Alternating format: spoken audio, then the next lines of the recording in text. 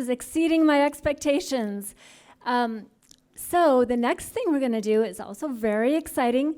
We will have Crypto Megan coming up on stage, and she will be announcing our special guest tonight. So Crypto Megan, would you like to come on up? And thank you, audience, for being so amazing and so interactive. I really appreciate it. Okay, so thank you guys all so much for being here and for that amazing introduction. This is a very special night, and we have somewhat of an unusual yet very intriguing guest. Most of you may have noticed him already. I would like to welcome here to this fireside chat Shibtoshi, the CEO and founder of Squid Grow. If you could please come down to the front. Big round of applause.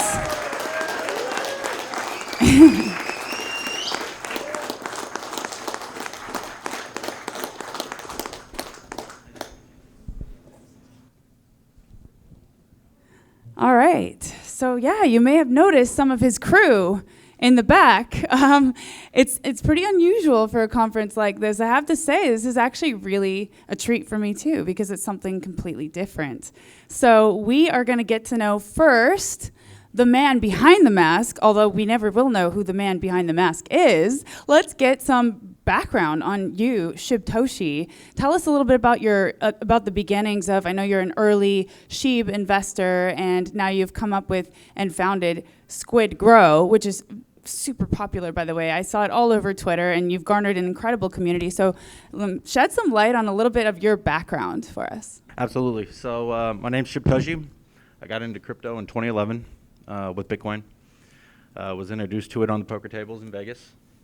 So that's that. First investment was $30K. Lost it the following night. After I read the white paper, was off to the races. I've kind of invested in every cryptocurrency, from Litecoin, Zcoin Cash, Ethereum, Shiba Inu, Hash AI, Evergrow, Sam back there.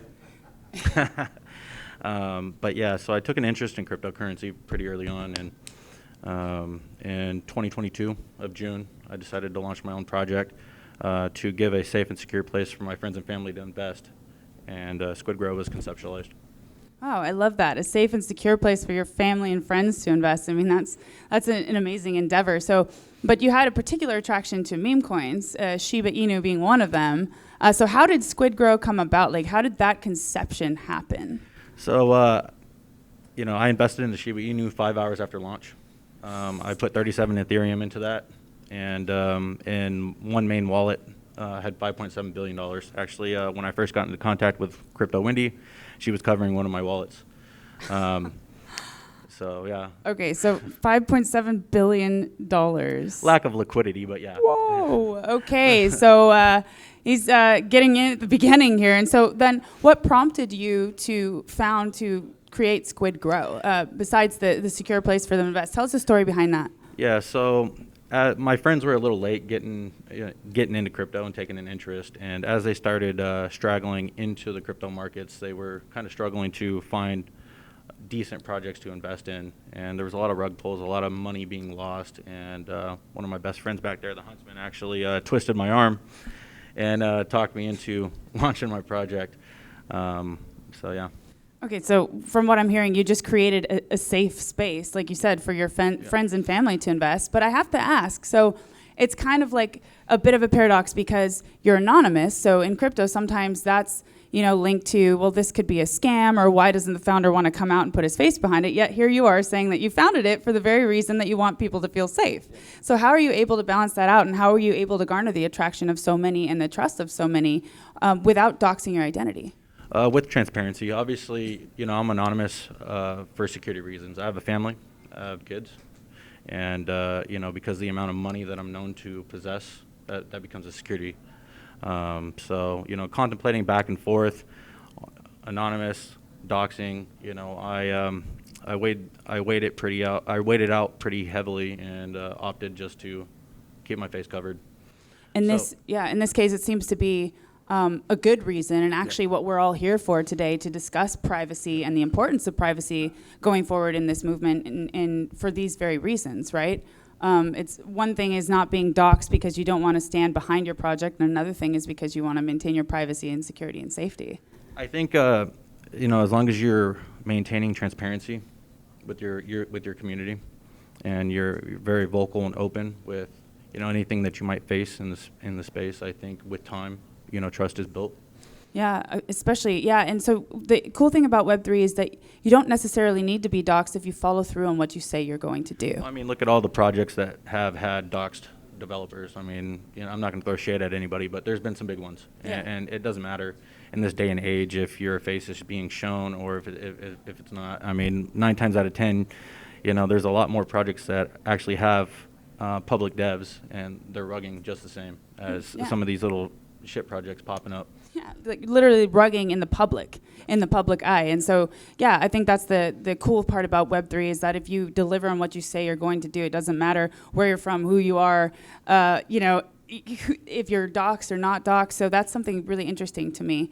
And I think it's cool that you've been able to establish that and grow this community in that way. I saw your tagline on Twitter is under promise, over deliver. And that's something for me that is huge going forward. So really cool.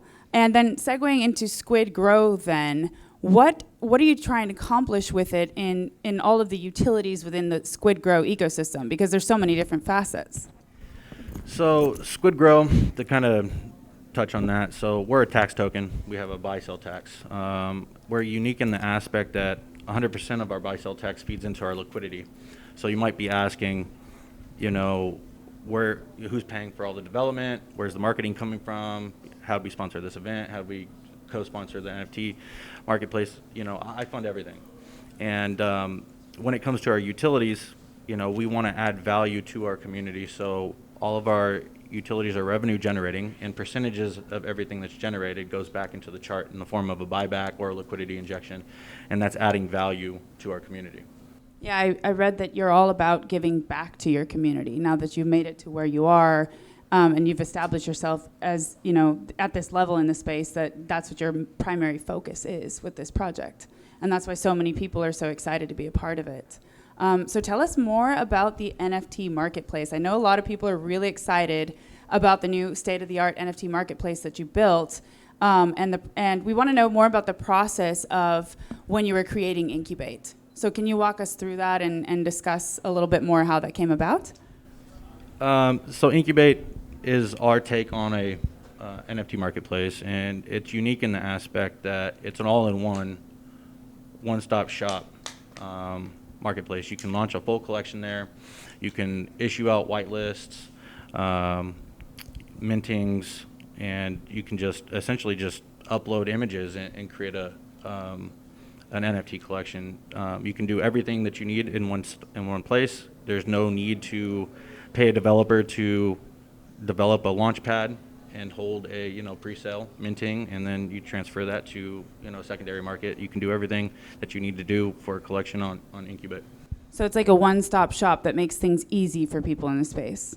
That for me is super important. Like cut the friction down, like make it accessible, have people trust the process and be able to do everything in one place. Correct? Is that what you were going for with that? Yeah, just a one-stop shop. Yeah. Very cool.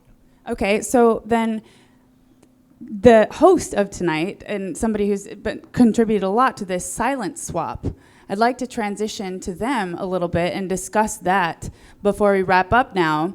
To do like a quick dive into what SilentSwap is and why having a non-custodial cross-chain privacy aggregator is important for people in crypto. Yeah, so SilentSwap is one of our newest utilities that we've just came out. It's actually currently in audit with Certec. It will be our 13th audit with Certec, and we are gearing up for our first hack-in audit on this platform. But, what I've realized in this space, when it comes to large wallets that have assets in there, people track that around. If I want to send my friend some crypto or my family some crypto, they're gonna track those assets. So then it starts doxing everybody's wallets, internal wallets, and having the ability to have a platform that can anonymously transfer crypto assets to somebody else, I think is very important. So several months back, we decided we were going to build this privacy cross-chain aggregator. And the most important aspect of this is It's decentralized, it's non-custodial. So the platform itself never takes possession of your crypto assets at all. Like the user retains the private keys and are in full control of the assets being moved every step of the way. And that's so important, as you all know. It's just the time-old saying, not your keys, not your crypto. And, a lot of new people coming into the space, and even people already in the space, learn that lesson the hard way with Sam Bankman-Fried and the fall of many centralized entities. So that is the utmost importance. And what I see in Web3 is, or with people outside of the space, they see this privacy thing as like synonymous of scam, of, oh, this space is just sketchy, and you see these people operating on the fringe. But no, in our normal finances and day-to-day, do we want people to see what's in our bank account? Do we want them to know what we're doing at every second of the day, at every purchase we make, to who we're making? I mean, there's security risks in that. Yeah, absolutely. I mean, think of the day and age when you're buying groceries with crypto, and this grocery store's address is public, and somebody's tracking your wallet, and you pay for groceries at this public address.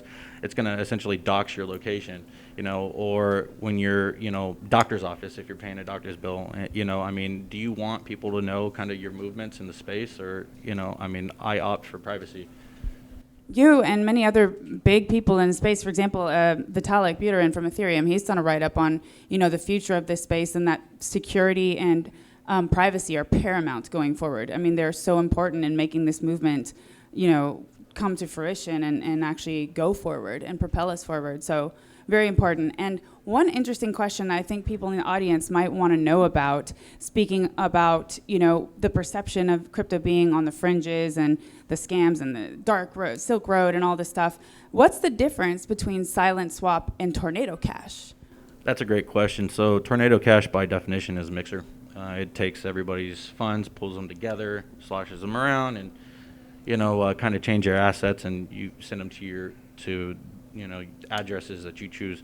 But it's a smart contract, is what Tornado Cash was, and they weren't in compliance, they weren't under regulation, and we saw what happened with that. The founders of that platform ended up going to federal prison. So there's that. SilentSwap is, as I said, decentralized and trustless.